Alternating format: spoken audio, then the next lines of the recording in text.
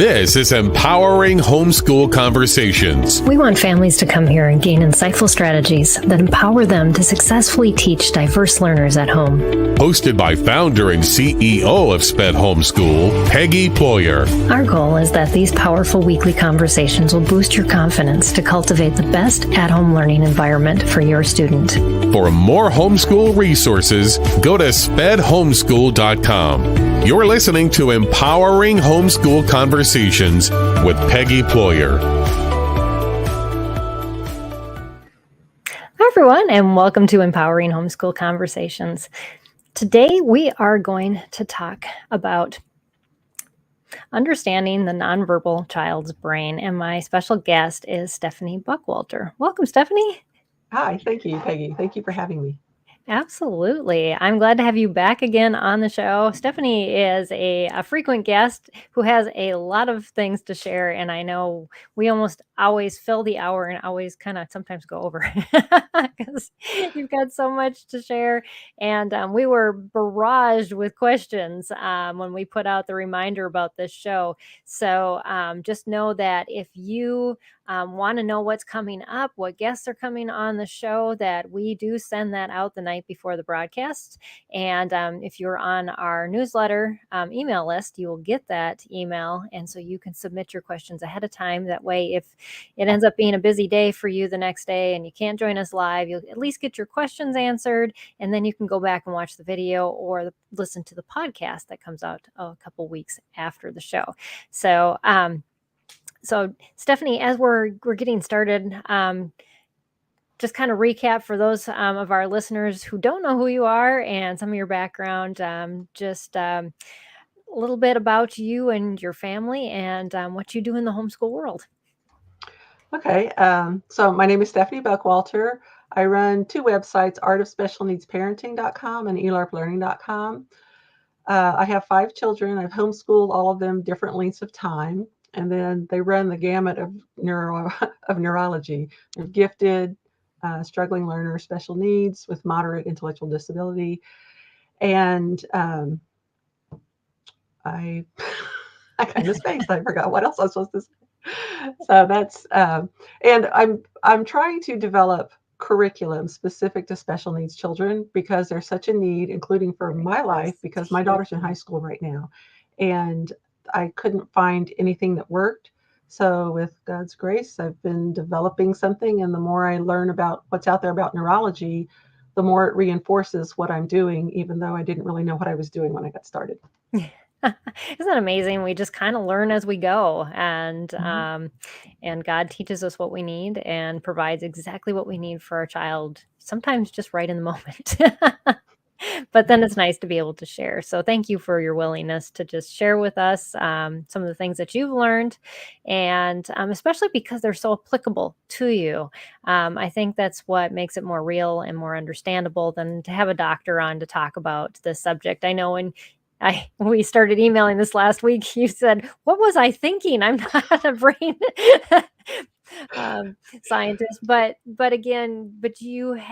you've experienced from the parent point of view, and I think that's really good for this show. Is a lot of our parents wouldn't understand what somebody who was an expert in brain science would tell them, but I know from the experience, and looking at behavior and learning and the types of things that we see as parents, it just makes a lot more sense to be able to talk about these types of things on this level. So, so that's kind of what we're going to be chatting about today. And Stephanie has some great information to share from that perspective. So, so if you are watching and you have questions or comments, please put those in the feed for wherever you're watching from. And we'd love to include what you have to say in our conversation as well, even if you're joining live and you didn't submit it ahead of time. So Stephanie, I know you said that the first question that parents usually ask, especially when they have a nonverbal child, is, will my child ever speak or learn to speak? What do you tell them? There's no way to know, especially in the early days. Yeah. So the journey I went on was, will my child learn to speak? Will my child ever learn to speak? And then over time, it morphs into, will my child learn to communicate?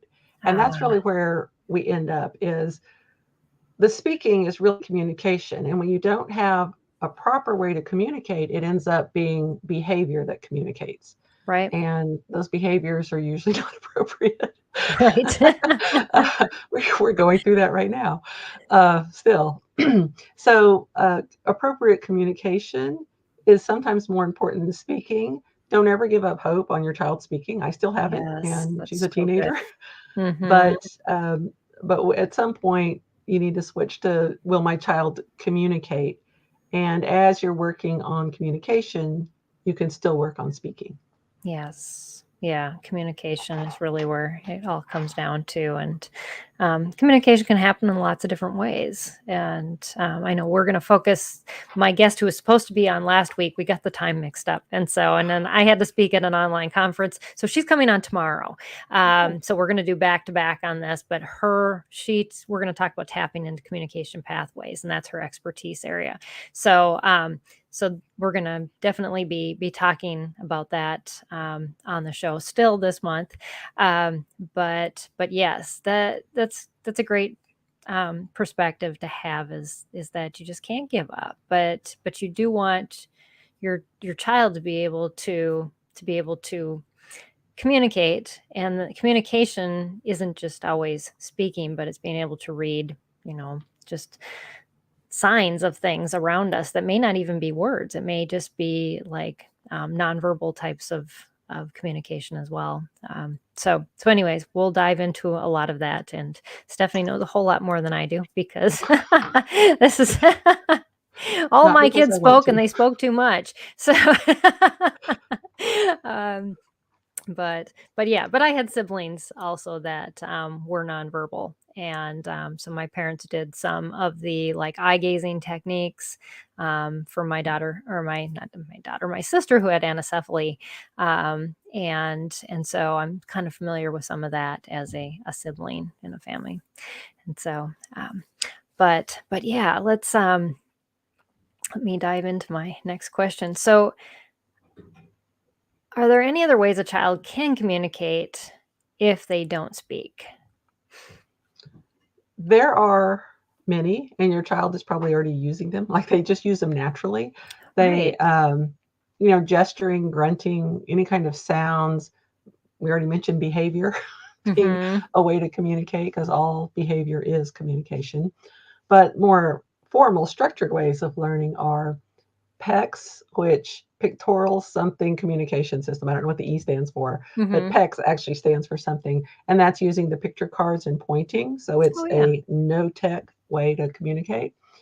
Then building on that, there's AAC devices, and you can even do something as simple as a yes no button. And that's Oh, like a yeah. low Mhm. tech. And then a high Right. tech would be using an AAC device, whether it's an iPad or a dedicated device.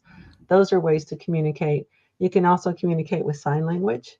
Mhm. My daughter learned sign language very early on, and she got up to like 600 signs, but she's lost them Wow. over time because we started focusing on other things. But every once in Mm. a while, a sign will come up, and I'm like, I can't remember what that is, Oh, no. but she'll remember what they are. So those are the main ones: sign language, AAC, speech, going through speech therapy to produce sounds to Right. speak. Um, those are the main ones. I feel like I'm missing one. The eye gaze that you talked about is another one. And then there's also something that's really catching attention right now, and it's spelling to communicate, which is Yes. kind of based on the Soma rapid prompting method. I think she was the first one who kind of brought that to the fore, and then people are building on that. And there was a movie that came out this month called Spellers. And if you go to spellersthemovie.com, you can, Okay. I think for $10, you can view the movie. Wow. But it's about these six people who learned how to spell to communicate when they were older, like teenagers, and now they're advocates for um, that. Basically, these were all kids with autism, and Okay. although they were moderate to severe, where they couldn't control their bodies in that sense, but they learned how to spell using gross motor instead of fine motor, and they have normally functioning brains, and many of them go on to college. And Wow. it's just Yeah. crazy to think that, when we see someone, we think of, that's it. But their brain is really working inside without being able to motor plan what they're thinking, to tell you what they're Right. thinking. Absolutely. Yeah. I have been in contact with them actually, and they were going to Oh, have the main person that's over that organization come on with me with the student. We're still working on the details about that, but if that oh, works out, I will good. throw that in as an extra broadcast because it's just fascinating how that all works out. I know when my daughter or my daughter, I've said it again, my sister with anencephaly, when my parents figured out this eye gazing technique with her, even the neurosurgeon that was working with her, I mean, she basically had a brainstem. That was it. And he was amazed at what she could do with that small amount of brain and what was going on in there. And we as a society discount individuals who we don't see as the possibility of what's going on inside, and behavior calmed, all these things started coming together for her when that communication bridge was made. So yeah, just never give up. There's so much more that people who can't communicate have to say, and we just have to figure out how to get it out and to help them to communicate. So love that. So is a nonverbal child's brain different than other child's brains? I know that's kind of the title of our broadcast. So we're all dying to know. Well, yes and no. Like you said, you can have children there are things going on in their brain that aren't going on in neurotypical brains. You were talking about your daughter/sister, Yes. your sister who had just a brainstem, and yet she could Yeah. still communicate. She could still do many things. Yeah. But there are, and my daughter, she has 6 brain anomalies that Wow. we now have a diagnosis, and so we know it's a genetic condition.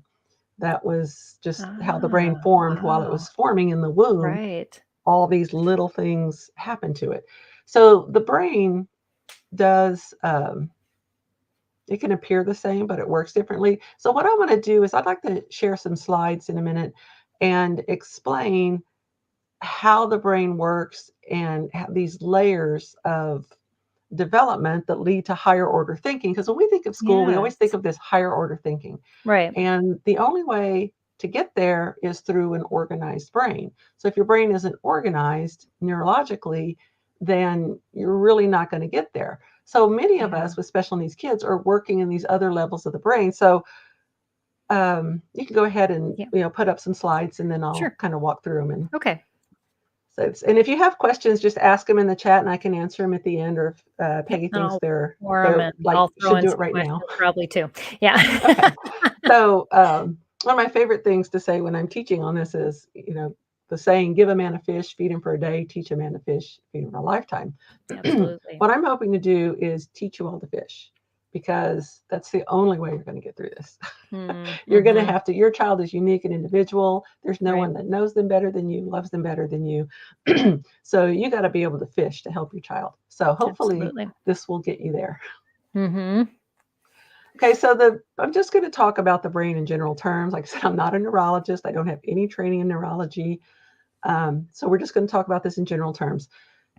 There's the upper brain, the cerebral cortex. Well, let's start the lower brain. So there's the lower brain, and that's considered, some people call it the old brain, and that's where your fight or flight instinct is, all Mm-hmm. your automatic nervous system things, your breathing, all that stuff comes out of there. And there's the midbrain, which is your basic executive functioning, how you get through day-to-day life.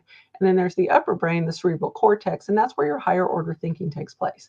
And we're talking about going to school. We think of the normal progression is when you're a baby, your lower brain organizes itself, and then the midbrain, it's learning and training, and then you start working on the higher order in the higher brain functions. And here's a little example. This is kind of like what you see on the outside of a person. Is this the? Yeah.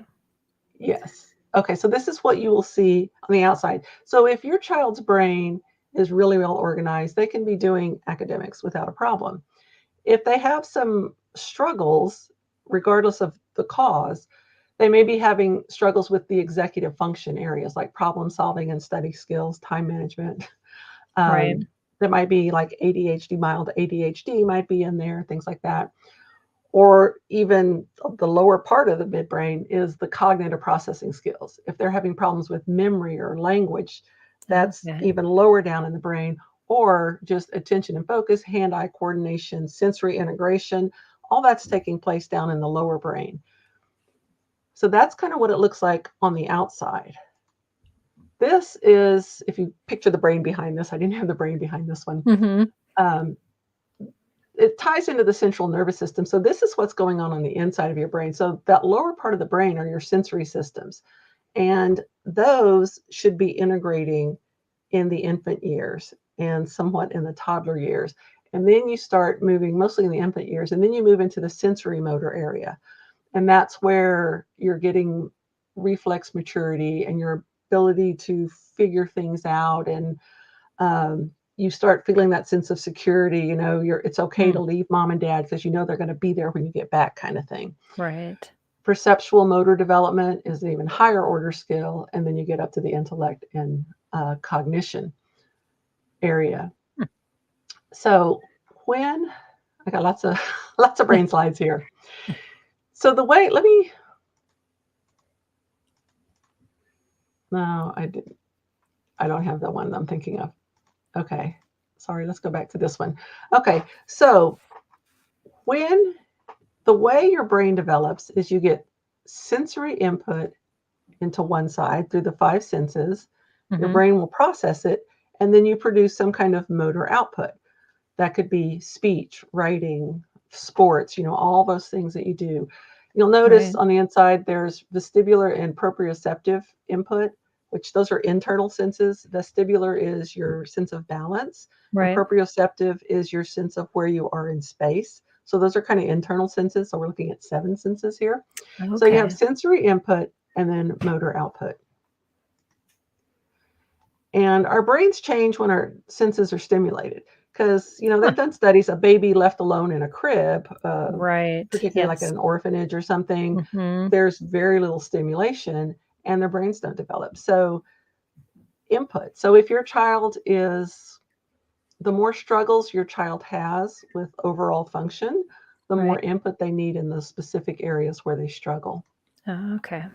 So here's a layman's way to look at the brain. Instead of looking at the brain with all the little details, it's just easier to think of it like this. I actually got this idea from my daughter's OT. When she explained this to me, this was a huge light bulb moment for me.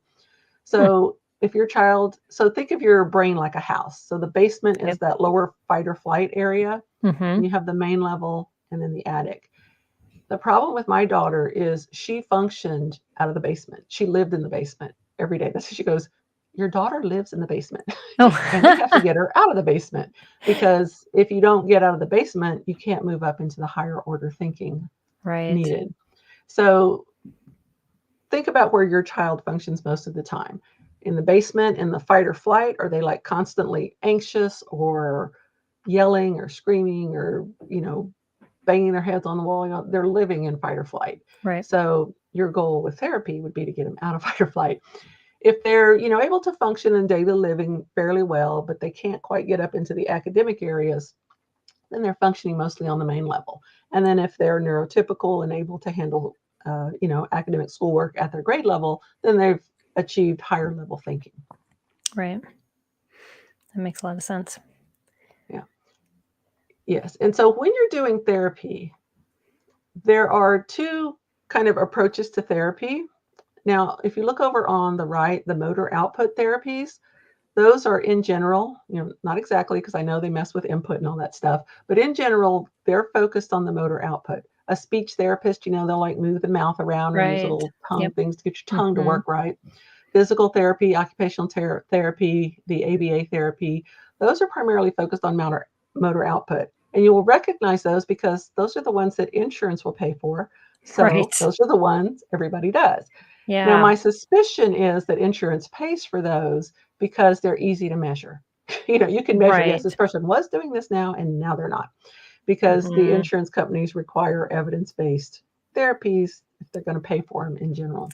Right. But there is a whole nother group of therapies that you can use, and these are especially helpful if your child is in that basement or even in the Mhm. lower part of the midbrain, is music listening therapy. Now, there's music Mhm. therapy, but this is what I'm talking about is sound therapy, music listening therapy, where you're Right. using music that's been adapted to stimulate parts of the brain. Yes, yeah, I've seen that. Yeah, we actually did that, and that was the thing that got my daughter out of the basement was the music Wow. listen therapy by Advanced Brain, Hmm. ABT.com, I think, advancedbrain.com. It's ABT is the name of the company. And, I could talk about that for a long time, but so music listening therapy, developmental movement Mhm. is another um, way, and that would be, you probably know some Like a companies because lot we've of the probably been partners. cross-body type of movement, like Diane Craft types Mhm. of things, and Yeah, I know crossing the midline. crossing the midline, yep. Mhm. Mhm. Yeah. And then there's rhythmic movement therapy, which is really working on integrating reflexes. And I'll go back and look at the brain picture in just a minute. And then there's brain training, and that would be like, Dr. Carol Brown's, mhm. like, yeah, And does her, Jan Bedell do that with brain sprints? Is that the kind um, of stuff they're doing there? Or is she doing more of the she rhythmic? does neurodevelopmental types She's of doing training developmental like that movement. too. Yep. Yeah. Okay. Mhm. So what you're doing with these therapies, let's go back to this brain picture back here. So this, so when your child is functioning down here in fight or flight, what you're doing is using those, you want to use therapies that stimulate the input to produce the motor output that you're looking for. And those therapies I had listed on the left side, the music listening, the developmental movement, rhythmic movement, brain training, the brain training stuff that I have found commercially available, if they turn themselves brain training, I have asked several of them, well, do you work with special needs kids who have moderate disabilities? And most of them will admit, no, they don't. They don't, I know. So brain training is kind of going from midbrain into, getting them up there, and the stuff works. There's not a problem with that. It's just their Right. market is not your kid. If it's like mine, who, if you're starting in the basement, brain training is not going to get you there. You need to start Exactly. doing some of those, like the rhythmic movement therapy, Mhm. which I know you interviewed Sonia Story back in January Yes, with yes, she had Move, some Play, Thrive. great, yes, great And I didn't information on know that that. she was also a homeschooler. I did not know that. Yeah, yeah, yeah, and I Um, find these techniques, like, when I teach aerial, I've been working on crossbody or moving a separate arm and a separate leg, and a lot of my kids can't do it, they're grade school kids, and their parents always just tell me, "Oh, they're ADHD," and I'm like, "Well, we're gonna work on that." I might be their coach, but those are a lot of things that sports address if your coach has an understanding of why those things are important. But yeah. again, listening skills, attention focus, that eye hand coordination, all of those get involved in those types of activities. Mhm. So so when you're choosing therapy, like you're talking about there with, yes, they have ADHD, well, we can work on that. Mhm. So just when you're choosing therapy, let me go back to the therapy slide. Is that it? No, it's the I next think one. it was forward This one. there. So when you're choosing therapy, yes, go ahead and take advantage of those, because the ones on the right, because they're probably being paid for either by the school or by a government program. But also look at some of these other ones, because if your child is functioning out of the basement, you've got to start at a lower level of therapy. Yes. And you'd be amazed at how well those work, just integrating those reflexes. And if you don't know what I'm talking about there, just go to moveplaythrive.com Right. and you'll learn everything you need to know about that. There are other ones too. That's just the one I'm familiar with. Right. And you That's the can rhythmic. search, our previous broadcast with Sonia Story too, and that whole broadcast she shared so much information. It was kind of make my brain overload, but I was really, really good. I've actually taken her class, her Foundations of Development level 1. I took her Yeah. class, but my daughter's brain was so sensitive. I could only do like small movements. So she helped me. Mm. I'd call her and she'd tell me what Right. to do and stuff. It was really good. Mm. So rhythmic movement will integrate the reflexes. The next one above that is the developmental movement, the learning to cross the midline. And if you can't afford therapy, if you can't do anything else with your child, if your kid is ambulatory, walk. Walking Yes. is, Yes. God designed us to walk one foot in front of the other and swing those arms. Now, my daughter Mm. carries an iPad with her at all times for talking. And so she's and she's already got an imbalance. And then she's got this little balance thing going. So what I do with her to get her to at least get that left, right thing going, Mm-hmm. without that extra hand moving that's not mirrored on the other side, is we put her dolls in a stroller and she has to push the stroller. So that way her Okay. hands are not moving in the wrong rhythm, but her feet Right. are moving in the right rhythm. And a long time ago, I was kind of clued in on this a very long time ago. I read Sue Patrick's workbox system. And in her book, where she explains her system, she talked about her son, and she had him work on a treadmill. Oh, And and every day he had, he worked up in time how long he could do it. But she believes that that was very helpful in organizing him. So, like I said, if you can't afford anything, God gave us a way through walking. So right. walk, and work up to it. And if your child doesn't walk, then you can practice those kind of movements where you're alternating left and right side. And then once you learn how to alternate left and right side, then it's crossing the midline. Now, using left and right side is already kind of crossing the midline because, the left side of your brain moves the right side of your body and vice versa. So Yes. you're kind of doing that already, but doing it even more intensely is crossing it. So that was the other thing that I don't have a slide for here.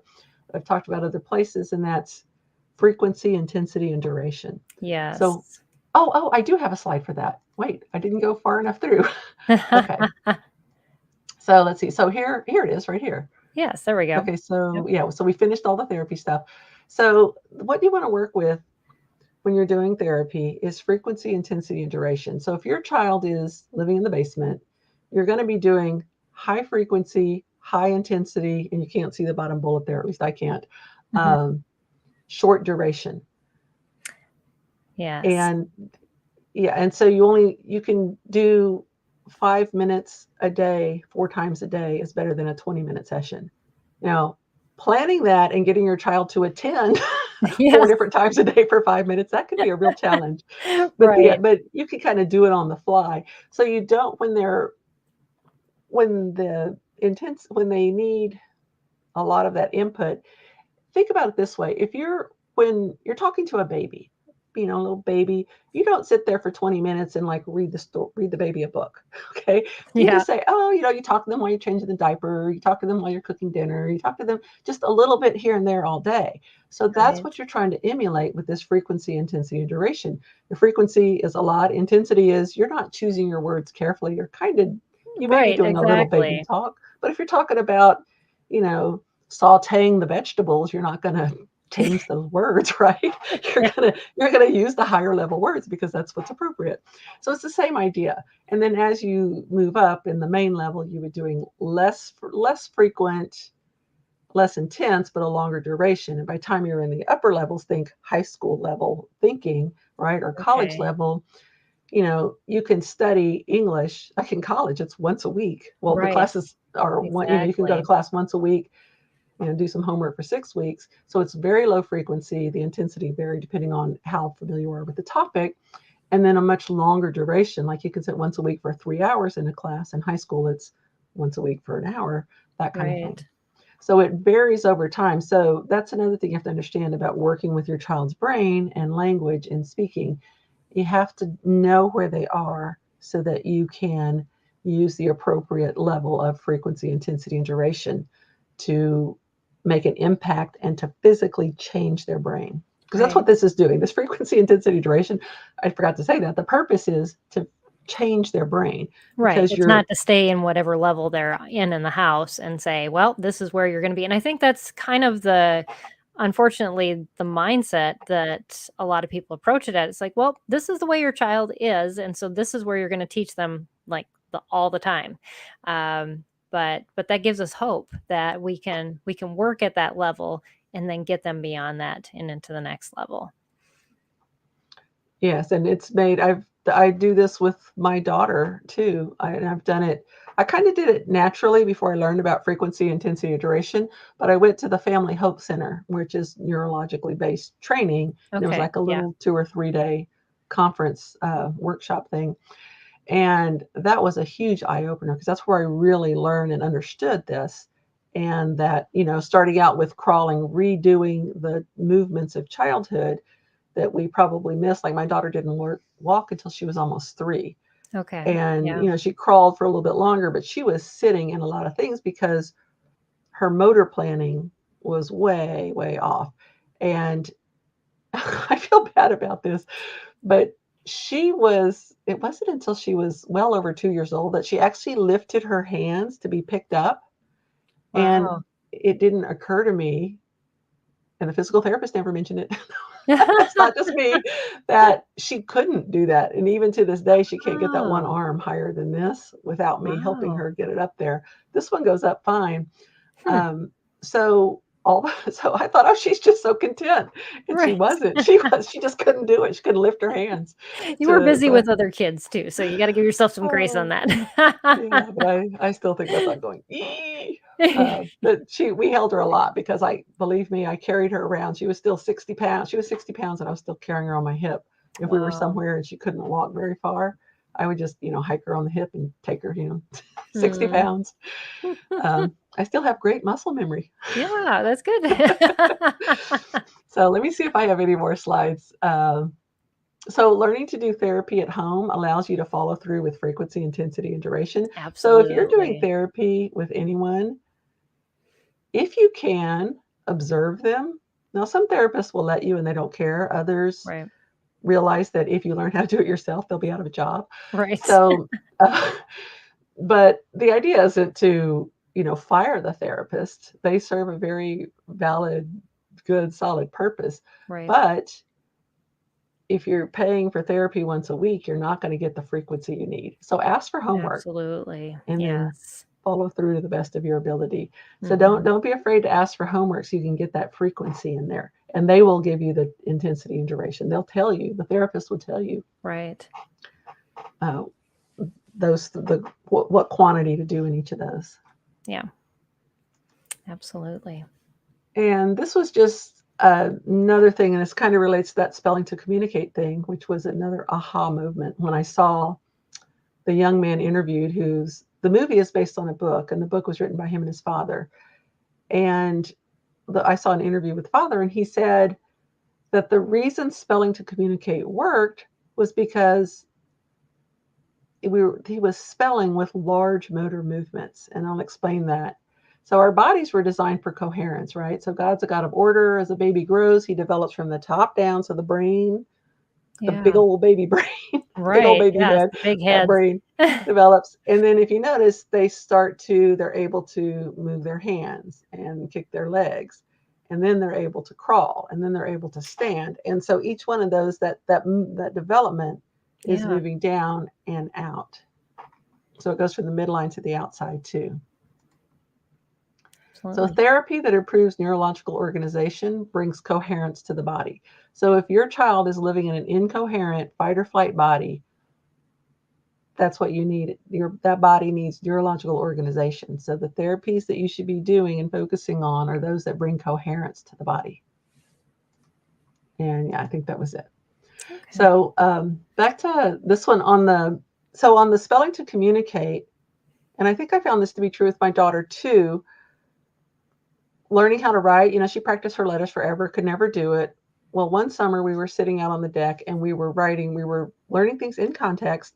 And I had big old butcher paper and I Yeah. was putting dots to trace the letters. And so I would do one stroke at a time, like A, I do the circle and let her trace that. And then I do the line. So she was learning them one at a time. I was verbalizing it. So she was, developing an internal dialogue on how to draw these things.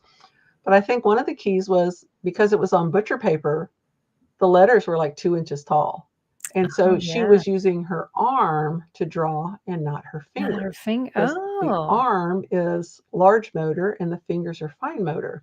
right. Well, fast forward, learning about this spelling to communicate and seeing this guy interviewed, what they do with spelling to communicate is they start with a board with letters, and you take a pencil and you, with intent, you have to have some intention. You have to be able to follow through with intent.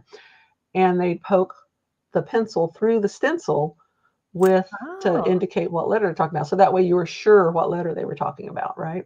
And then right. you fade that back to just a piece of paper with letters on it, and then that to a clear piece of paper. So it's increasing the difficulty of what they're doing. And Hmm. then eventually, some of them are able to transfer those large motor skills where they learn to spell and communicate. So that part is established. Then they can get the fine motor. But Huh. apparently, when you're trying to learn language and communication, speech is a fine motor skill.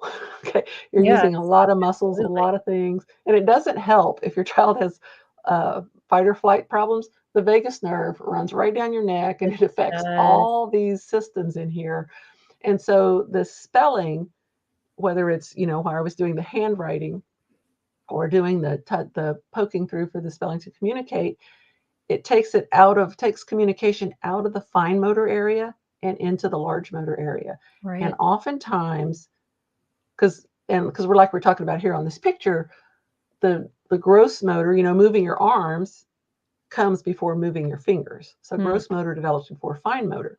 So if your child is still working on fine motor, you can work in your child's area of ability, which is gross motor, before. So that way you're separating. I don't know if I'm saying this very well. So you're separating. You don't want them working on learning how to communicate and spell and do all these other things. At the same time, their body Right. is trying Because to you're learn just fine motor skills. difficulty on top of difficulty. Yeah. Yes. So if they know gross motor skills, then they don't have to think about that. They don't have to use brain energy for, doing this or doing Absolutely. this. Hmm. They can focus on what the higher level thinking. And that's Hmm. also how our kids end up with scatter skills and all kinds of things. So you just kind of work in their ability. So that was another big aha for me, was Yeah. use gross motor. If fine motor's not working, use gross motor Mm-hmm. to teach. And you Absolutely. can use that in any subject, not just communication. Yeah. Yeah.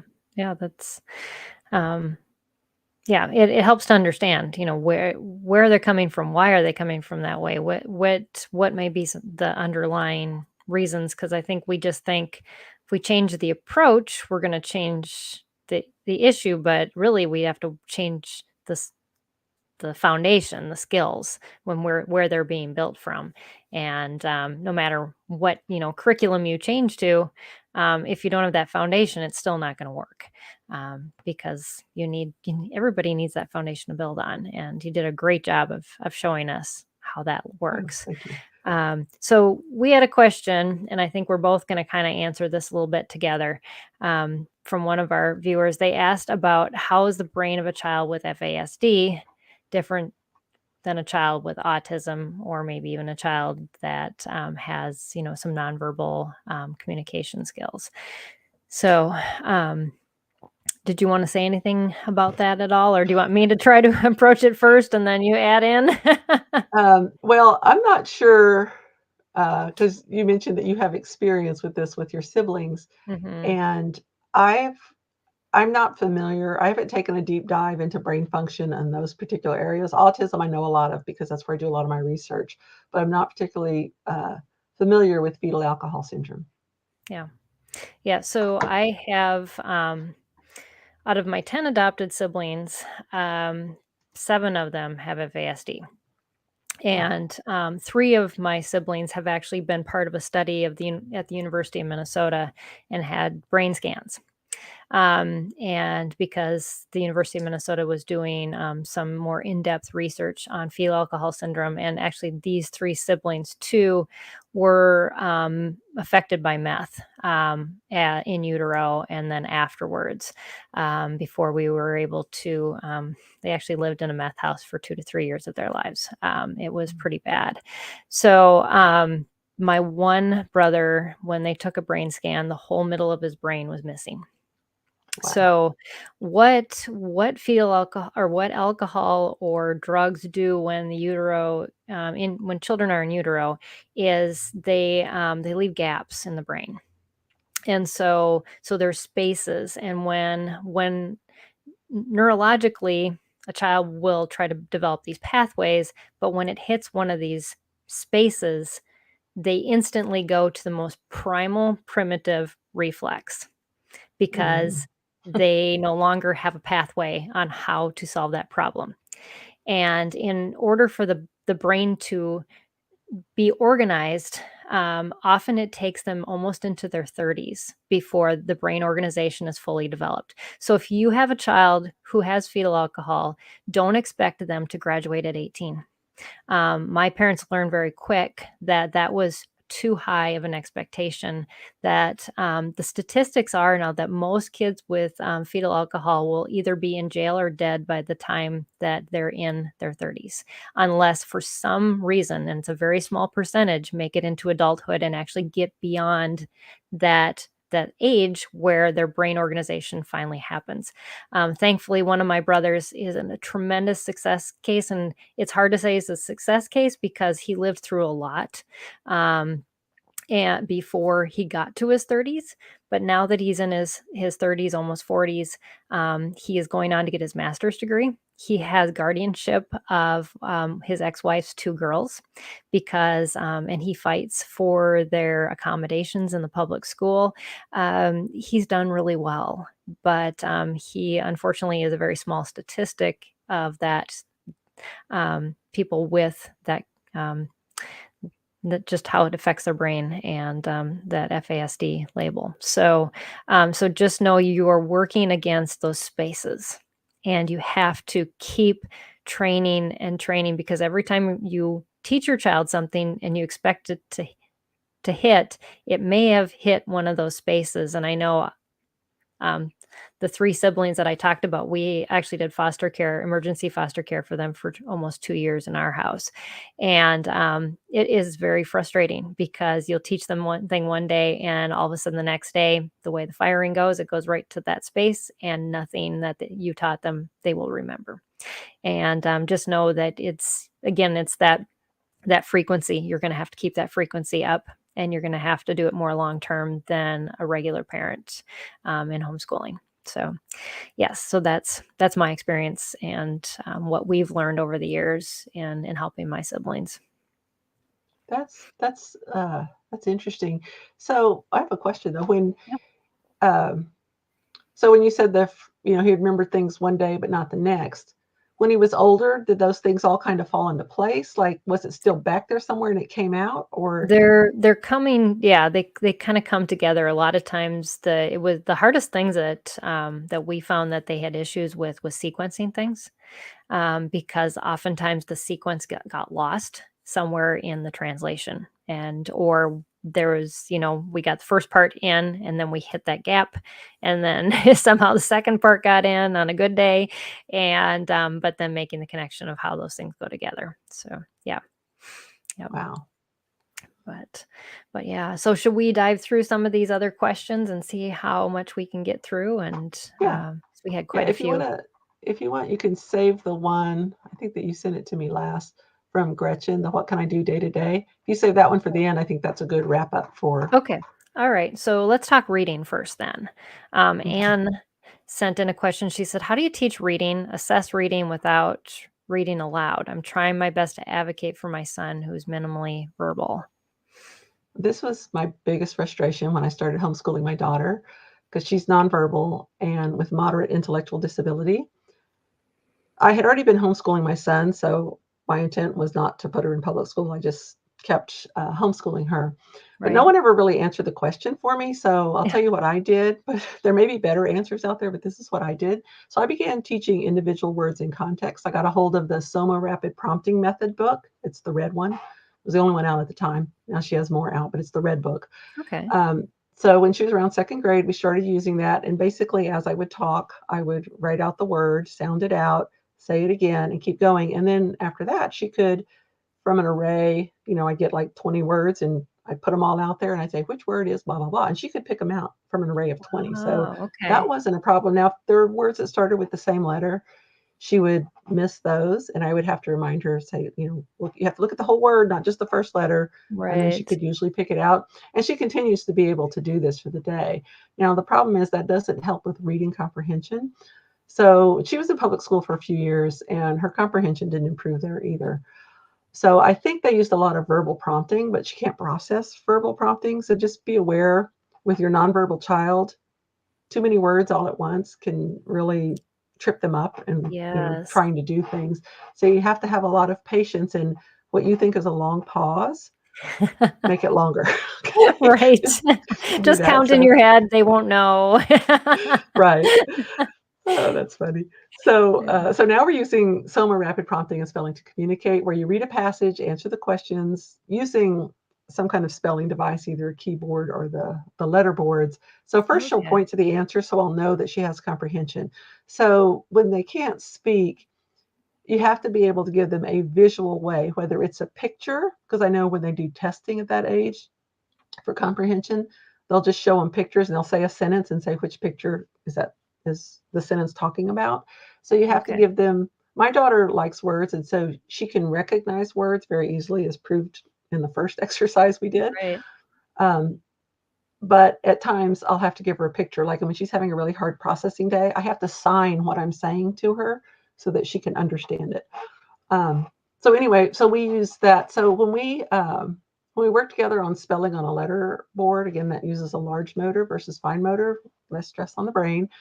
And she has a hard time sequencing the letters in her name. So sequencing is a problem with us Yeah. too. Uh-huh. So I just use frequency, intensity, and duration to speed up the learning process Okay. by doing the high frequency, high intensity, short duration, because that's where she's at. Okay. Yeah, that's really good. Another question we had from a viewer from Maryland, she said, my son hums and it appears to be self-calming. Do you have any other suggestions to try for self-calming, or how can he let us know before he gets upset and starts screaming? Okay, this isn't going to be a therapy answer because Okay. you can ask that This question to this is a therapists. good mom answer. So I'm gonna give an answer. Some of my answers I know are off the wall, um, but this is how I learned. So for self-calming, take cues from your son. So the humming could relate to the sound or the vibration. Oh, And okay. I've recently taken a deep dive into multiple intelligences, also known as the eight great smarts. Kathy Koch, I still don't know Kathy how to Cook. pronounce her name. Yes. Uh-huh. Cook has written a book on that, and I gleaned a lot from that too. So I realized that when I need a break from the realities of special needs parenting, Mm-hmm. I naturally take refuge in my smarts. After reading about the smarts, I was like, oh, because when I'm stressed, my top three smarts are nature smart, word smart, and logic smart.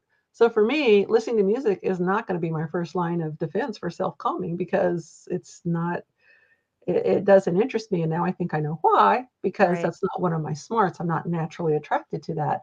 So I would rather read, which is the word smart, learn something, which is the logic smart, or go outside, which is the nature smart.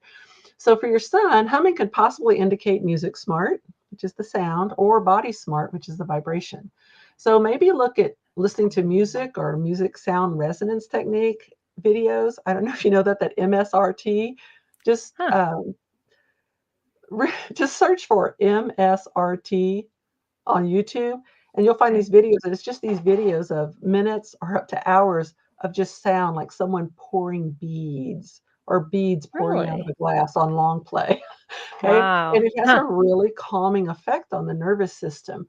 And since he seems to be sound oriented, those might be just the ticket at, at the time you need it. And that's Right. readily Yes. available on your phone. So that makes it nice. Yeah. So search MSRT, see what comes up. And then I tend to stay away from the ones with words because I don't have time to listen to make sure that they're not saying weird stuff. I don't Right. want any Yeah. subliminal message stuff in there. So I make Mm-hmm. sure it's just sounds, no words. For body smart, look to movement. So the smarts work together. So if your child's nature smart, that'd be moving outdoors. If it's word smart, might be play acting. If it's music smart, then it might mean dancing or even drumming. So best way to find triggers is to observe and analyze. Sorry, it's a little bit long, little bit long answer, but I think it'll be helpful. So best way is for triggers to observe and analyze. So anytime your son has a negative response, look at what happened immediately before and write it down. And then hopefully you'll start to see a pattern. Were there any changes in the environment? Like, did you move to a new room? Did a sound come on? Did a fan Right. start on, and the air conditioning fan or whatever? If nothing obvious presents itself, then look a few hours back. What was the last thing he ate? Was it something known to cause inflammation, It's good. which is Yes. basically wheat, sugar, corn, preservatives, MSG, dairy? The trigger could have actually been hours ago. Right. Or if there's nothing still that presents itself, is there something worrying him? Is there a doctor appointment coming up in a few days? Is it close to vacation or Christmas? Someone he really likes or dislikes coming for a visit? Any of Yeah. these can cause that anxiety that'll show up at unexpected times. So it's really just, I call Mm. it being a noticer. So Right. notice what your child does, go back to the immediate past, and then a few Mhm. hours back, and then even a day or more back to see if there's something that's some commonality that's causing these triggers, and then you'll know how to start working with them on it. Absolutely. Yes. So another question we had is there any such thing as a gestalt? I'm probably saying that wrong. Yes, Salt. Cognitive processing similar to the gestalt language processing, understanding chunks of information before perceiving parts of it. This is an interesting question, and I had to look it up to get a clear idea of what that Gestalt language processing is. And I think the concept of Gestalt language cognitive processing is key to teaching a special needs child, even though it may not really exist. Well, I simply call it teaching in context because Right. the E in my ELARP homeschooling method stands for explore. And this sets up the context in which the child will learn. So when you explore a topic, you do it without testing, without expectations, just for the sheer joy of learning about the topic. Just like if you were on vacation and you're like, oh, look, there's a museum on whatever, World War II airplanes. You're not going to test yourself on it. You're not going to expect that you remember everything you see. You're just going to Right. go look at stuff and have fun. So that's the idea of teaching in context, is you just explore the topic first without all the academics attached to it. And then Right. as you explore, you're going to add the vocabulary, which is going to be the who, what, where, and when of the topic. And then you're going to progress to how things work. And then from there, you're going to understand the why. So each step of this, Absolutely. by the way, takes a higher level of thinking. So Oh you'd yeah. start with the big picture or the context, Mhm. then move to learning the language of the topic, how it works, and then why. Oh, yeah. Yeah, and I know we just put out an article on our website, and it does talk about that Gestalt language processing a little bit and how that works with autism. So if you're interested in that and want to know more about that, you can check out our website at spedhomeschool.com, and that's um, one of our articles there. So I think I'm going to save Abigail's question for tomorrow's broadcast because we're going to be talking about communication because she talked about how to meet child's needs in a world designed for verbal communication. So I'm going to pass that on to Kate since Okay. we're getting short on time. Um, and and maybe Danielle's question as well. So we'll make sure that we get those answered in the next one. We had one person that was a new homeschooler. Any encouragement on that?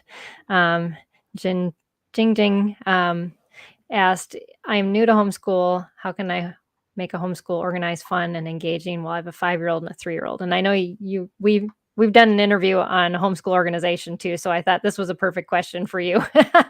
Yeah. So for kids, play is learning. Yes. And they're basically, in terms of brain, since what we're talking about here, they're challenging their sensory systems, and the brain is learning to organize those experiences into something that makes sense to it. And the 3-year-old is going to pick up on anything you teach the 5-year-old. So let them be together when you're doing homeschool, Absolutely. even if you're not directly teaching them. You can just set them up at the table where you're working with toys that only come out during homeschool, and they may Yeah. wander off eventually, but you'd be surprised at how much they can pick up. I have Mhm. grandchildren right now that are 1.5 and 3, and the 1.5-year-old picks up so much when I'm not even paying attention to her. So for organized, keep all your teaching materials in a crate or a storage tub. So look over what you want to do the next day or the next week. If you're really organized, you can look at the whole week ahead. I can't do that. I have to do it like day at a time. And add this to the tub so you have everything right there, so you're not running around the house at the last minute trying to find everything. That'll help things go smoothly and keep the 3-year-old corralled too. Right. And it's okay if things are a little chaotic on occasion, because then your children see Absolutely. how you use your executive function skills to organize, get yourself back organized. And Oh, that's then the good. last thing is just the fun and engaging relates to learning new things in a way that's understandable. So fun and engagement evaporate when the material is out of reach for your child's current abilities. Oh, So to keep it fun yes. and engaging, keep it at their level. That's probably the easiest way to think of it. Yeah. Yep. Yeah, those are great answers. So the last one that you wanted to wrap up with is from Gretchen. She says, "What can I do day to day to give the best possible opportunities?" Okay, so I kind of summarized 5 things that you Mhm. can do. So number 1 is assume intelligence. IQ Yes. tests are designed for verbal kids. They're not a good indication of your child's actual intelligence if they're Mm. nonverbal. Only their neurological organization, meaning their ability to answer questions, designed for normative testing. So don't worry about an Right. IQ score. It's Yeah. not, it's a measure, to me, for special needs kids, it's just a measure of neurological organization according to a school model. So number 2 Right. is teach a method of communication that will carry into adulthood. Don't waste your time teaching something that they're not going to be able to use, because one of the other questions that we got was about, I think you're going to do it tomorrow, is the child's frustrated because they're trying to communicate and people don't understand. Right. So just start working from the beginning on something that will carry them through. Number 3, assume competence as you teach, meaning believe your child can learn. There is so much going, their brains are working. Whether they can express it or not, their brains are Right. working every They minute of are. every day, just Yep. like yours, just like mine. Mhm. 4, teach every word in context. For the Yes. nonverbal child, it will make the learning so much faster that way. I speak from experience here. It's impossible because you can't have a conversation about what they're learning. Right. You don't know if they get it, but if they're learning it in context, they get it. Um, and then you can use a typical curriculum for a guide, but don't be afraid to teach words that are not on the list. Just like we were talking about earlier, you're cooking, Right. sauteing the vegetables. That's not going to be on a kindergarten list, Yeah. but teach them how to spell But those you words, use how it. to use Yep. those words. Exactly. Don't be tied to a list, because your kid has scatter skills anyway. That could be an advantage when it comes to Right. learning like this. Absolutely. So, and then the last thing is recognize that language learning is a marathon, not a sprint. Yes, yes, absolutely. That's a great summary, and I love that you ended with that list because it really puts everything back into perspective. What are we doing and why are we doing it? We're doing it to prepare our child for the future and for life, not to just get all the schoolwork done and to say we caught them up. It's sometimes homeschooling doesn't make us look good. It just doesn't. We're homeschooling to make our child to raise them up in the way they should go. And that looks different for each of our kids, and it's not going to follow the same pattern, and it's going to be sometimes very different than you expect it's going to be, but it's a learning process all the way around, and you just do what's best for your child and not what And everybody else thinks you need to do.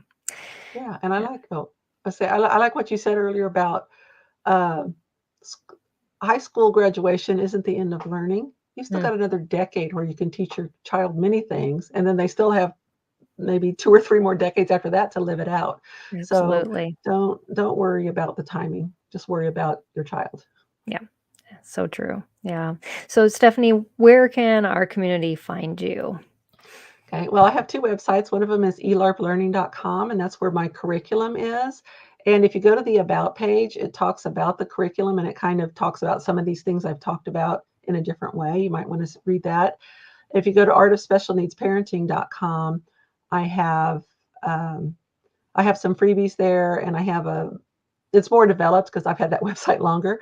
So it has Right. some freebies. It has a little presentation on the first page that you can look at, some articles, and those are the 2 places where you can find me. Great. Yeah. And I will have that information on the YouTube description as well as in the podcast. So you can just click on those links and find Stephanie very quickly and all of her amazing resources.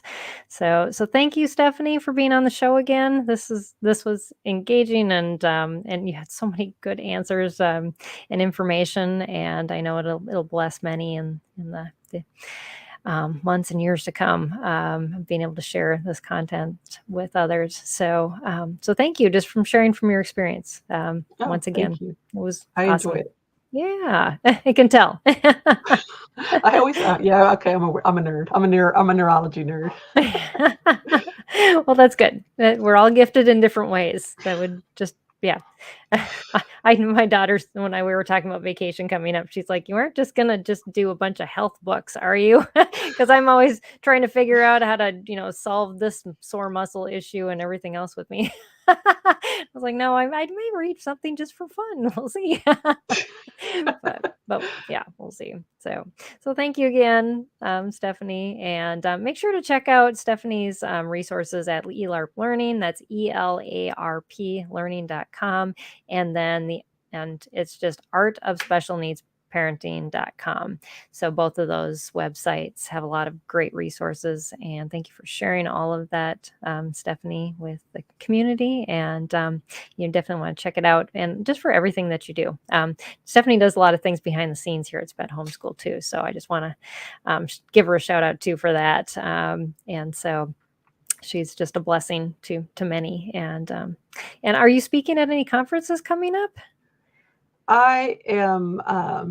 I'm not speaking at a conference, but I will be a vendor at the HEAV conference in Virginia in June. Awesome. And they have a special needs conference. I don't know if people know this. If you're in Virginia or surrounding areas, that conference takes place in Richmond, Virginia, which is like right in the middle of the state. But they have a special needs conference day. They have a special needs track during the Friday and Saturday conference, but they have added just a special needs conference on Thursdays. And they have a little vendor hall for just the special needs. That's awesome crowd. And they said they're going to have several. I think last year they said they had 400 people, and this year they're expecting like 600. So it's not a small thing. Yeah. It's only $50 whether you're a member or not.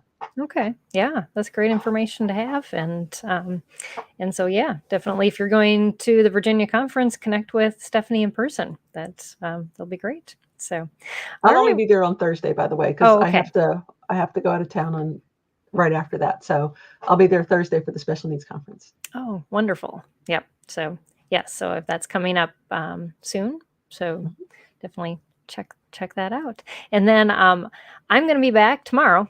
We'll continue talking on tapping into some communication pathways for nonverbal children. And that's will be the last broadcast for this month of our focus on nonverbal learning. And then we'll be hopping into another topic in June. So thanks all for joining us. And we appreciate you just being part of our community and joining our conversations. And we'll see you all next time. Bye and God bless. This is Empowering Homeschool Conversations, provided by Sped Homeschool. Go to spedhomeschool.com to get resources and support for teaching your unique learner at